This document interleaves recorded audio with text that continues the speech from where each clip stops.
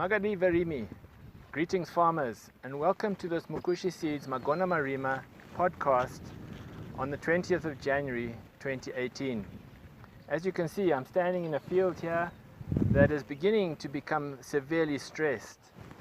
And this is a scenario many farmers are faced with around the country. For 2, 3 and maybe even 4 weeks, many farmers have not received good rains and their crops are beginning to stress. Now this is not atypical in Zimbabwe. We are a country that's prone to droughts. But I'd like to, in this podcast, talk through with you some of the effects of drought on maize and perhaps on a few other crops as we go through it. The effect of drought is obviously determined by many factors, and these factors are things which we'll talk through in this podcast.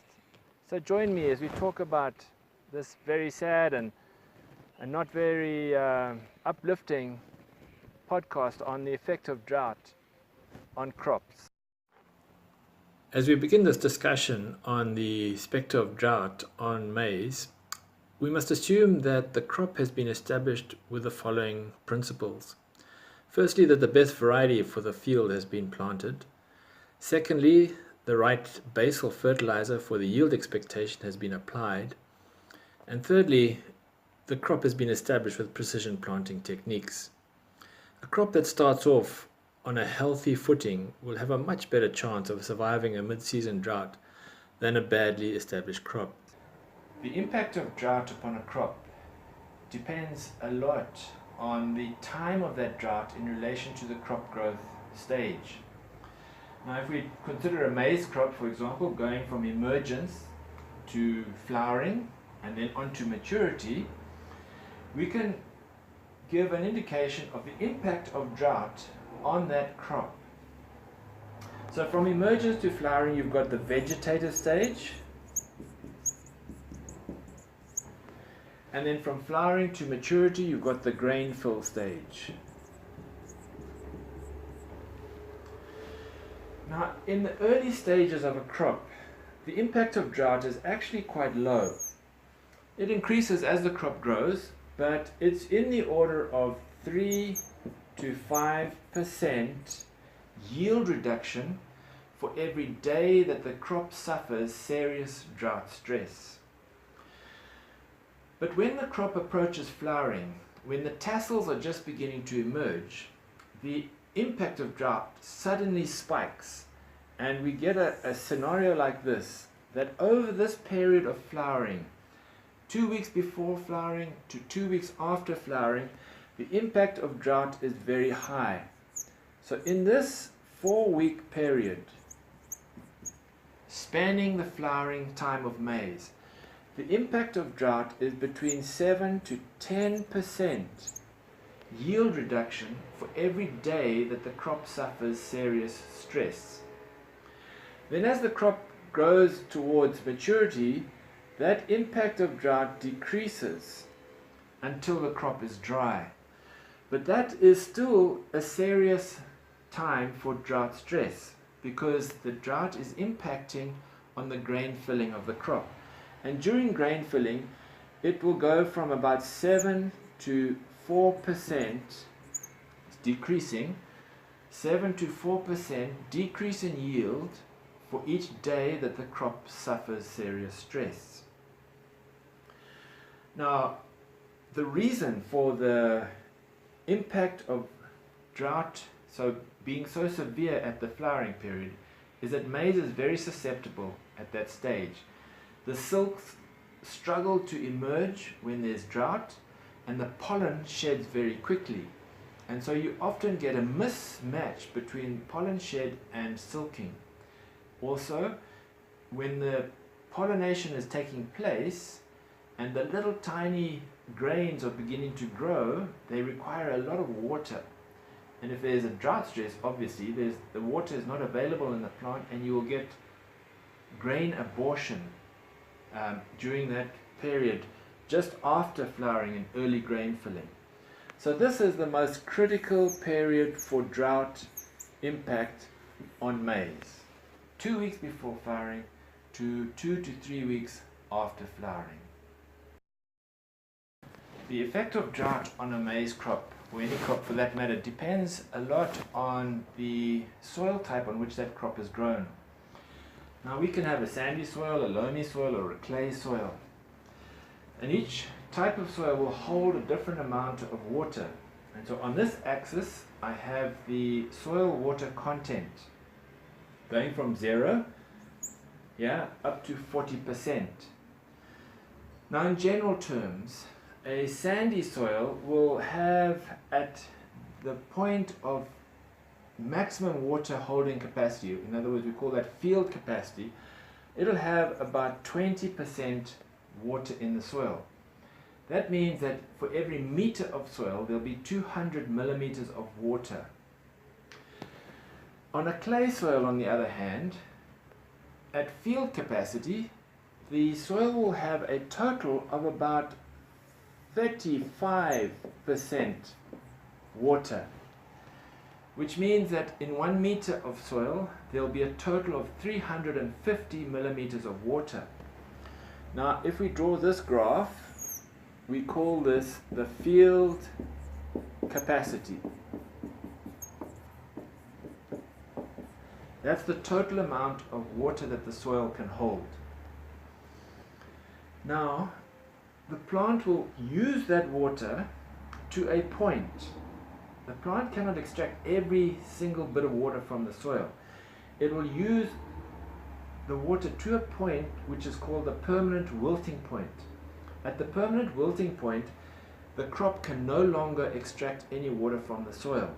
And on a sandy soil, that is around 10%. And on a clay soil, it's around 20%. If I can get that about right. So that's about 20%. And if we draw this line represents permanent wilting. So even though there's still water in the soil, the crop cannot use that water and it will be permanently wilted. In fact, it will end up dying, that crop, unless there's added water. So on a sandy soil, the difference between these two is what we call the available water content. And on a sandy soil, this is about 10 to 12%. And on a clay soil, we are looking at the available water content of between 12 to 15%. So on a sandy soil, you've got about 100 millimeters of water available to the plant for every meter of soil depth that you have. Whereas on a clay content soil, you'll have about 140, maybe even as much as 150 millimeters of water per meter depth. So there's a lot more water available to a plant under clay soil than on a sandy soil. And so a crop growing on a sandy soil will go into a drought situation much faster than a crop growing on a clay soil. Now let us examine some field situations in which we can see the effects of different management practices on the way a crop will handle a drought and what we can do to try and mitigate a drought. We have here a stress circle, radiating arms of maize, so that in the center there is the highest plant density, and as the spokes of rows radiate out, the plants have more and more soil volume to access.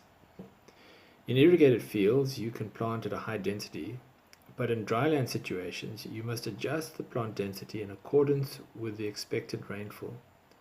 So for maize in Zimbabwe, for example, a plant population of 44,000 to 55,000 under good rainfall is acceptable, but we need to reduce this plant density as we go into drier and more droughty situations. And we might end up with only 36 or even 24,000 plants per hectare in very low rainfall conditions. The more uniform or equidistant the individual plant spacings are in the field, the better it is, so as to give every plant the most amount of soil volume to extract the most amount of water for that situation. The next consideration is conservation agriculture, or CA. This is an important, if not essential, prerequisite for managing or mitigating drought. The basic principles of CA are crop rotation, minimal disturbance of the soil, or no tillage at all, and leaving crop residue on the surface. The three reasons why we are interested to implement CA for drought resilience is that firstly, we can improve the infiltration of rain, secondly, we can reduce the runoff of rain, and thirdly, we can reduce the evaporation of water from the soil. All these things make for maximum use of God-given rainfall. But CA is not only zero-till or leaving residues on the surface. Two other well-known and used management practices are potholing and inter-row ripping. These practices are designed to improve the capture and infiltration of water into the soil, especially on soil types that tend to form surface crusts or caps when dry. Potholing was once a standard practice in Zimbabwe, but it has fallen into disuse. However, it is my firm belief that this drought mitigating management practice must be revived in this country. The pictures here show potholing in a soybean field and a typical simple potholing machine. Inter-row ripping and potholing should be carried out when the crop is young so as to have season-long effect and cause minimal root damage to the crop. Let us now consider fertilizer management. Every crop should begin with sufficient basal fertilizer for the yield expectation and soil fertility status. But what of top dressing with nitrogen? Well, you have to manage your nitrogen according to the season. The first top dressing of nitrogen should be at about the 6th leaf stage. At that stage, if the season is going well, do not hesitate to apply AN or urea, especially if the rain is around. But here we have a droughted crop, and the farmer has applied AN on the dry soil surface when the crop is severely wilted. This was not a good idea. At this stage of growth, and with such drought stress showing in the crop, it would have been wiser to wait for the rain before applying the top dressing. Applying ammonium nitrate, and especially urea, on dry soil in a droughted crop will lead to loss of nitrogen. And of course, the crop cannot take up the fertilizer anyway until the rain comes. So in a drought, hold off top dressing until the weather improves. You have to save money in a drought, and your nitrogen is better in a bag in the shed than on the field of a dying crop. Weeds are a direct competitor with any crop, and this field is a goner. With such weed pressure sucking water out of the soil, the young maize has no chance. This is a case of pure neglect, bad management. And to show you the effect of these weeds, look at the crop immediately next to this that is weed-free. One is wilted and on the verge of failure, the other still growing strong. Admittedly, there is a slight age difference in the two crops, but there is no comparison in the current status of these crops. So even in a drought, or perhaps even more so in a drought, you have to control your weeds. They are simply removing the water that should be given to your crop. As mentioned earlier, maize is most susceptible to drought during the 4-week period spanning flowering. I'll show you a few examples now of maize that is at this critical stage and severely droughted. And you can see that there's not much hope for these crops. The tassels are out, pollen is being shed, but there is very few silks emerged.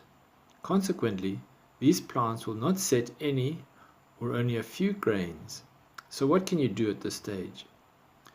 Well, we might be tempted just to leave the crop and let it dry off and harvest the stover for animal feed, and that would be fine. But you might also be tempted to put the cattle in to eat the crop. But here there is a risk, especially in a well-fertilized, droughted crop. You see, normally nitrogen in the form of nitrate would be taken up by the plant into the leaves where it will be converted to proteins and plant structures. But in a drought stress situation, the nitrate tends to accumulate at the bottom third of the plant, and it does not go up into the top part where it is converted into protein. And so the nitrate remains in the form of nitrate. And this nitrate, if it is eaten by livestock, can be toxic and even cause death. So if you let animals into a droughted maize crop, you may face the risk of causing toxicity to your animals. Therefore, the next option is really to cut the maize at about 50 centimeters above the soil and feed it with other roughages to the cattle. Or better still, if you can, it is good to turn drotted maize into silage, because the silage process reduces the amount of nitrate and makes the silage safe. Making silage with drotted maize that has very little or no grain in it is hard because the silage process requires an energy source. So if possible, add molasses or non-droughted maize to the drotted maize when chopping and filling the silage pit. In this way, you'll get a much better quality silage at the end of the day. Well, that brings us to the end of this podcast, and as you can see, it's not a pretty sight. It's not something that you really want to talk about or even look at, because drought is has such a terrible impact on not only your crop but on your livelihood. And perhaps I haven't given you many solutions, but as we look forward into the future and think about how we're going to manage our crops to deal with this kind of situation, remember that it's about variety choice, getting those varieties that are drought tolerant, drought resilient, managing your fields with the best ways of conserving moisture, and applying your weed control, your fertilizer accordingly to match your yield expectation for the kind of rainfall pattern that you expect or that you have. And then hopefully you can weather these kinds of droughts and come out at the end of it with at least something that will give you maybe not a big margin, but at least some margin or a break-even scenario, so that you can go forward in your farming and become a Magona Marima. Thank you for watching, and if you have any feedback, any comments, please contact us.